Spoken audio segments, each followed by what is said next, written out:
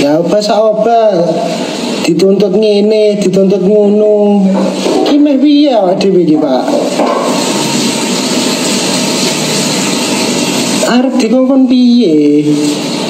Dadi Superman. Arep dikongkon piye lho sakjane iki? Nanti biar ketahuan sebenarnya siapa yang mencari panggung, siapa yang bekerja.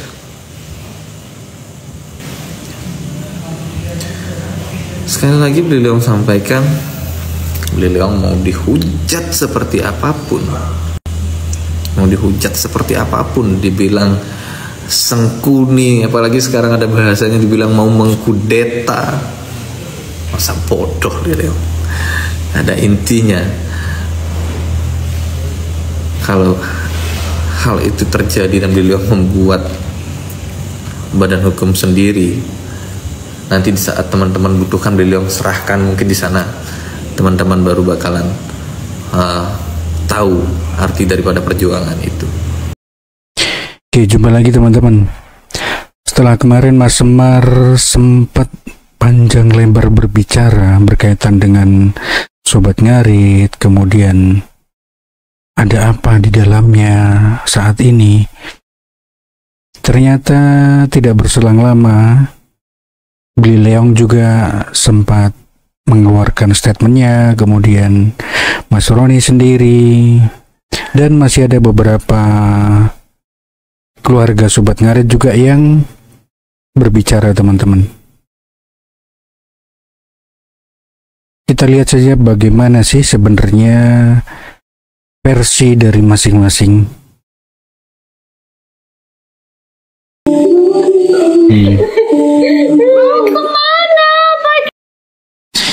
Ini Sri Kandi pada gembira menebar kebahagiaan, malah bapak-bapaknya yang buat kisruh, padahal nggak ngerti apa yang dipermasalahkan.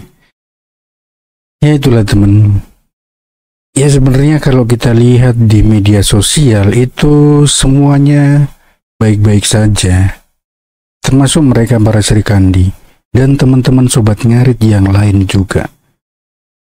Sebenarnya permasalahan yang muncul di media sosial itu berawal dari komunikasi via grup teman-teman, komunikasi antar sesama inisiator teman. Tapi mau bagaimanapun juga yang terjadi di grup tersebut pasti membicarakan tentang Sobat Ngarit teman-teman. Dan menjadi sesuatu yang wajar ketika segala sesuatunya ketika sudah bergejolak, kemudian satu sama lain itu memendam pendapat yang tidak tersampaikan atau mencapai jalan buntu, tidak terkomunikasikan dengan baik. Ya saya rasa seperti yang terjadi saat inilah teman-teman. Kita harus bijak menyikapi hal seperti ini karena ya pasti ada sesuatu yang mereka perjuangkan dari masing-masing. Entah itu siapa masing-masing orang itu. Tapi yang jelas kita nikmati saja teman-teman. Sejauh mana, sejauh apa yang akan terjadi, kita tunggu saja teman. Tapi beginilah, seru seperti Gunga Yu Ica begini, mereka sangat menghibur sekali. Helm, mau jalan-jalan. Jalan-jalan di tempat.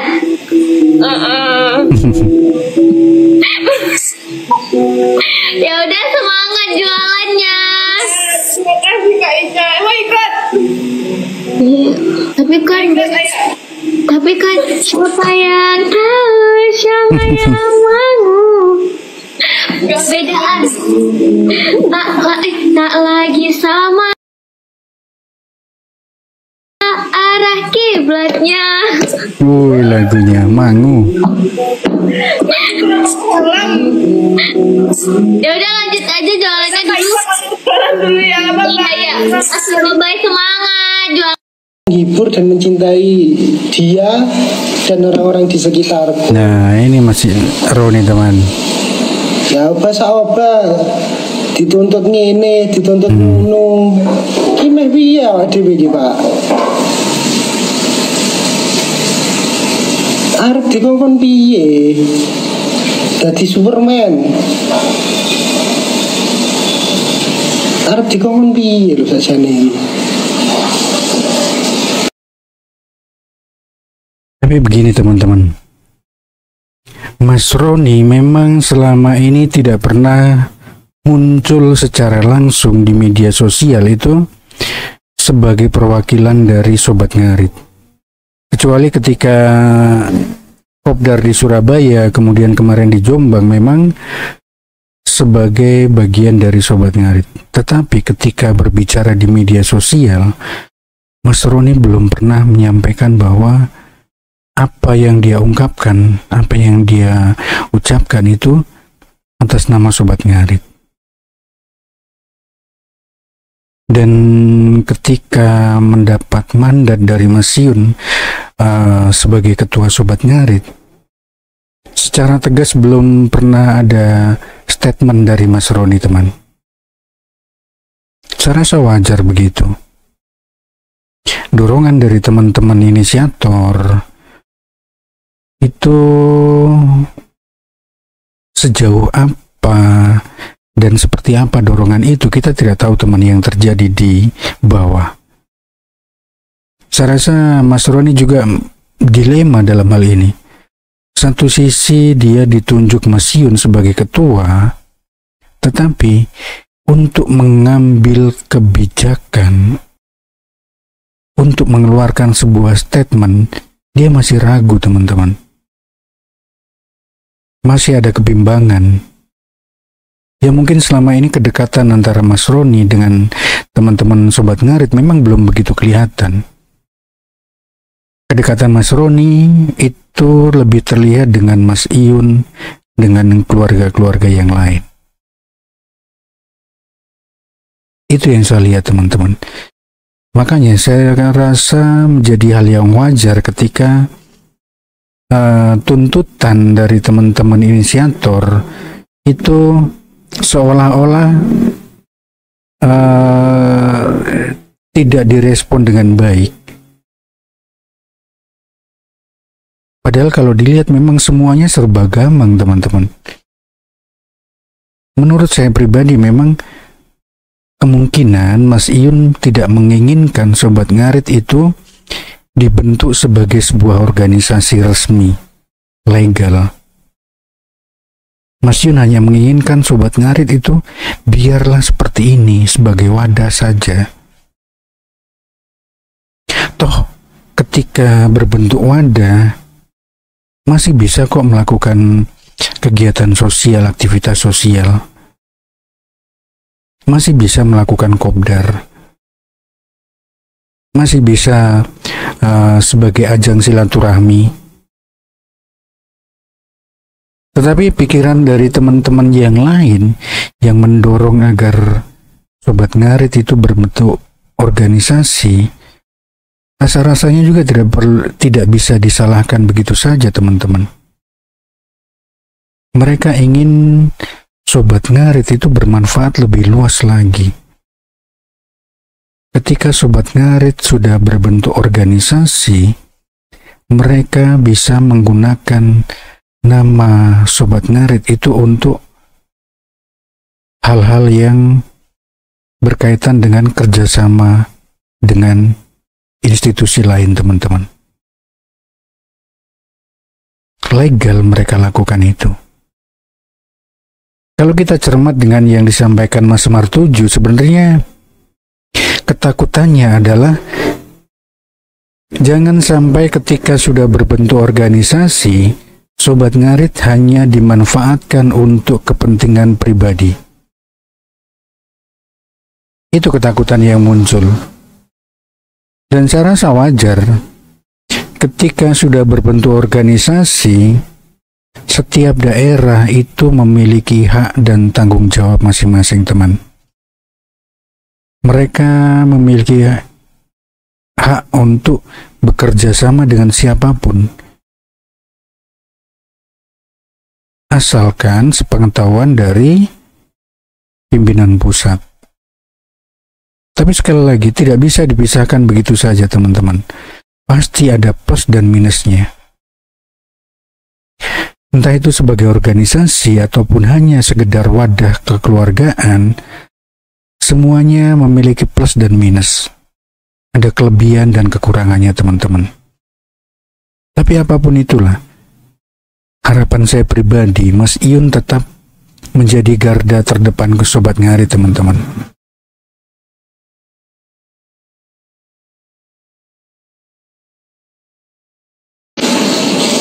Nah, isinya hiburan, Mbak. Dewi gila live kok ada ngomong aneh-aneh ki arep opo. Iya toh. 1, 2, 3 yo. Inilah teman-teman bedanya Mas Roni dengan teman-teman Sobat Ngarit yang lain.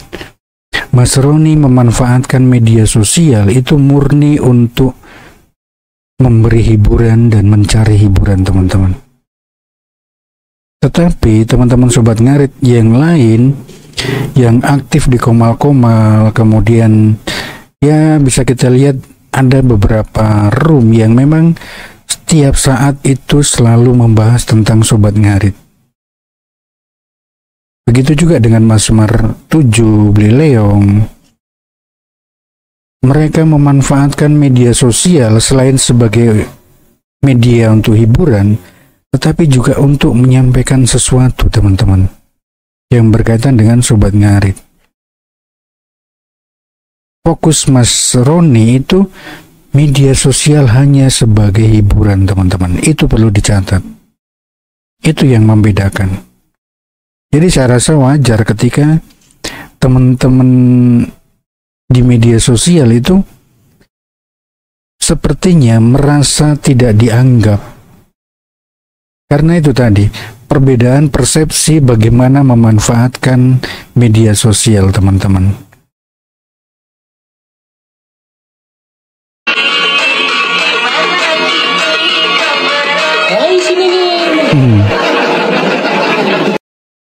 Kalau sekiranya tidak puas dengan komunikasi di Wawa, buatkan room, kita debat terbuka berdasarkan data-data ya, bukan hanya berdasarkan katanya-katanya. Kita debat terbuka, disaksikan oleh saudara-saudara kita. Nanti biar ketahuan sebenarnya siapa yang mencari panggung, siapa yang bekerja.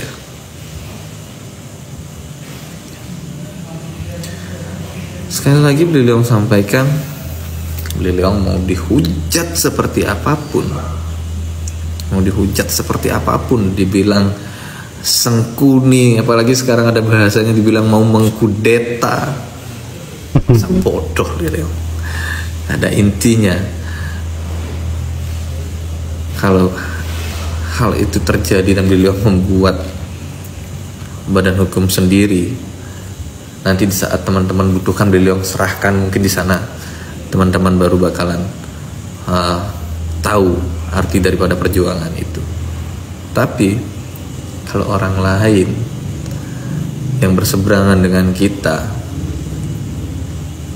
membuat, melegalkan, kayaknya kita sampai ngemis-ngemis,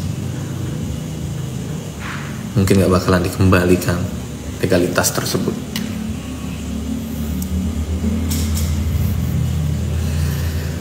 Itu. Jadi itu teman-teman yang masih mau menghujat Beli Leong, masih mau ngata-ngatain Beli Leong apapun itu, Beli Leong persilakan. Pada intinya Beli Leong berjalan dengan keluarga Bali sesuai dengan apa yang sudah kita rencanakan. Jadi beliau ingatkan, jangan sesekali senggol keluarga Bali.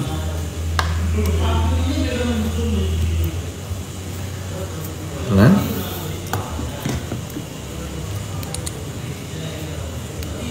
bila mana ada menyenggol keluarga Bali, tentunya apa yang ada di HP beliau ini tidak menutup kemungkinan akan beliau jadikan piti, dan itu akan membunuh karakter seseorang. Jadi setiap ada percakapan telepon, setiap ada WA, itu semua ada rekamannya.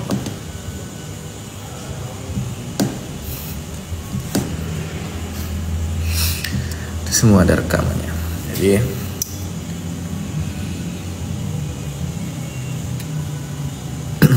dan intinya untuk beliau masih sangat ingat pesan dari Mas Yun, selama itu untuk kebaikan silakan dijalankan, jangan toleh kanan kiri.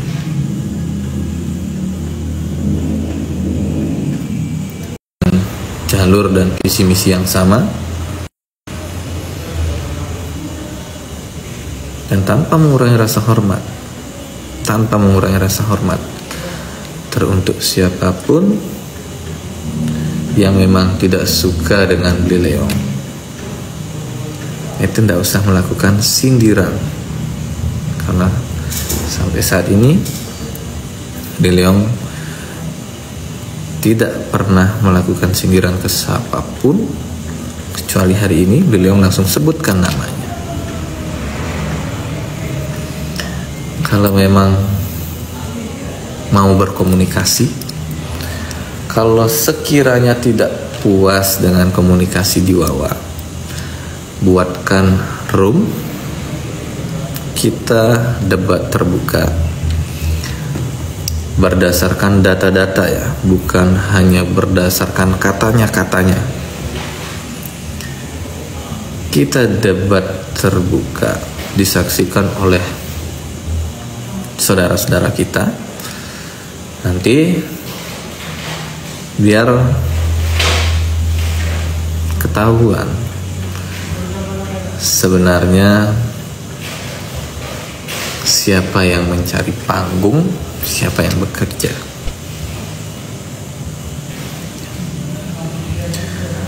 Sekali lagi beliau sampaikan, beliau mau dihujat seperti apapun, dibilang sengkuni, apalagi sekarang ada bahasanya dibilang mau mengkudeta, masa bodoh beliau.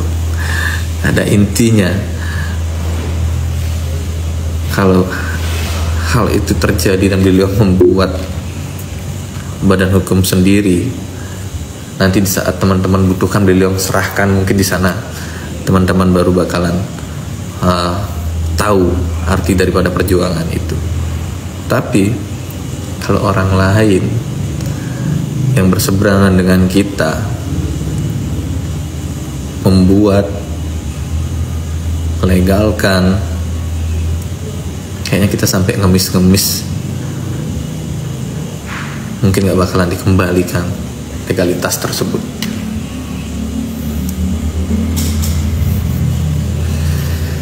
Itu. Jadi untuk teman-teman yang masih mau menghujat beliau, masih mau mengata-ngatain beliau apapun itu,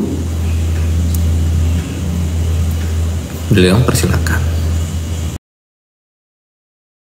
Ya, teman sudah mendengar sendiri tadi yang disampaikan beliau. Saya rasa ini salah satu keresahan yang mungkin menjadi pro kontra untuk teman-teman Sobat Ngarit.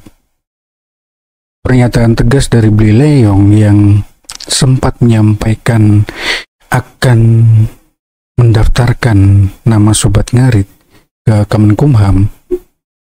Kalau sekarang itu Kementerian Hukum, teman-teman. Saya rasa menjadi sebuah pertanyaan juga. Pertama, yang jelas berkaitan dengan kapasitas dari Blileong sendiri.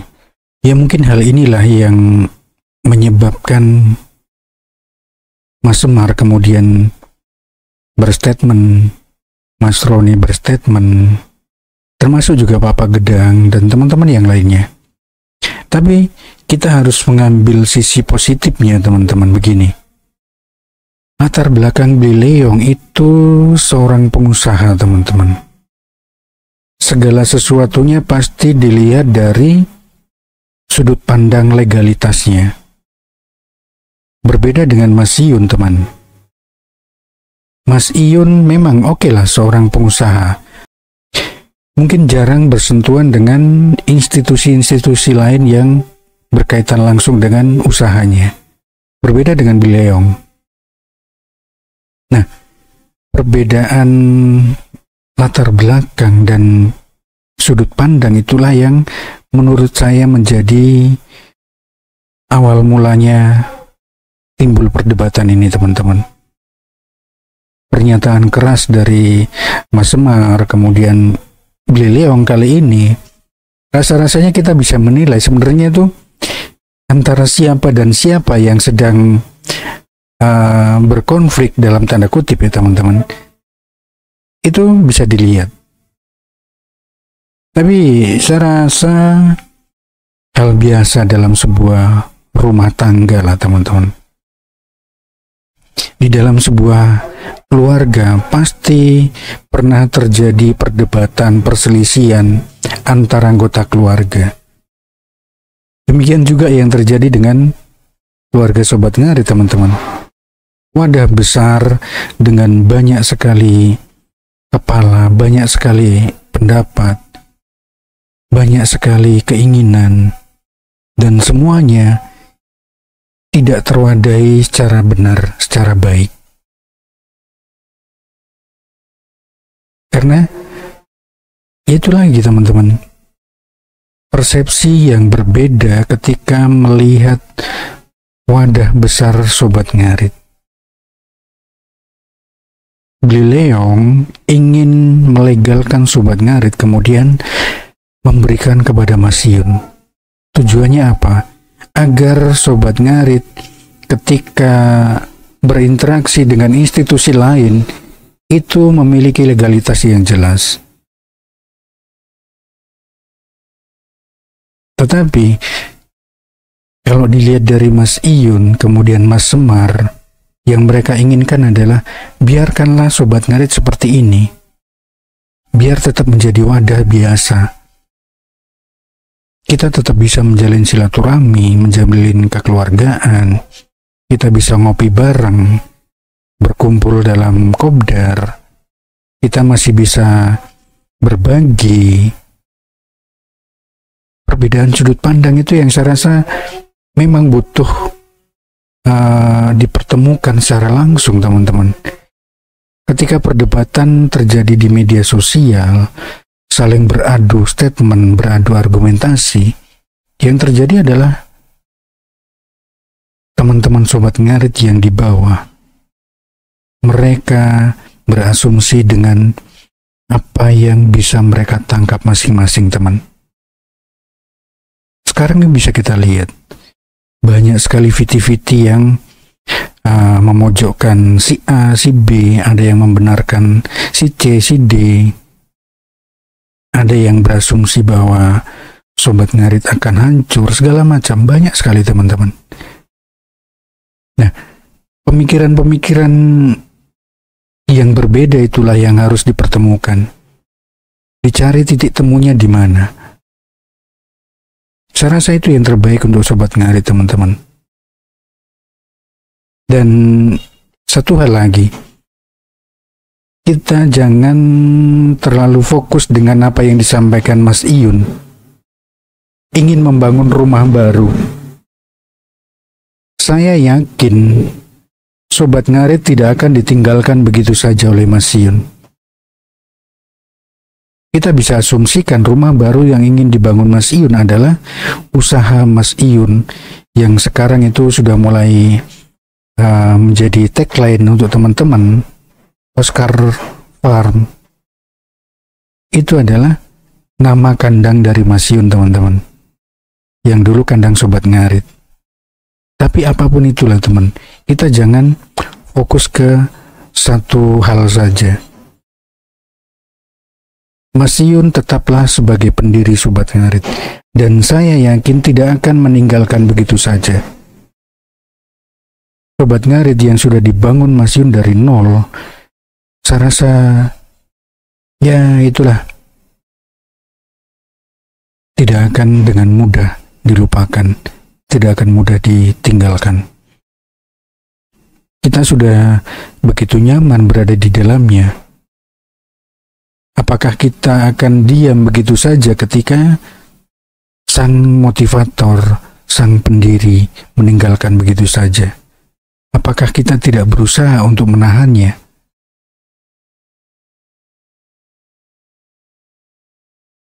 Silakan teman-teman bertanya dengan diri masing-masing. Bagaimana baiknya? Apa yang harus dilakukan? Oke lah teman. Mungkin sampai di sini dulu. Kurang lebihnya saya minta maaf. Salam Sobat Ngarit Nusantara, salam sak babatan, srek srek srek.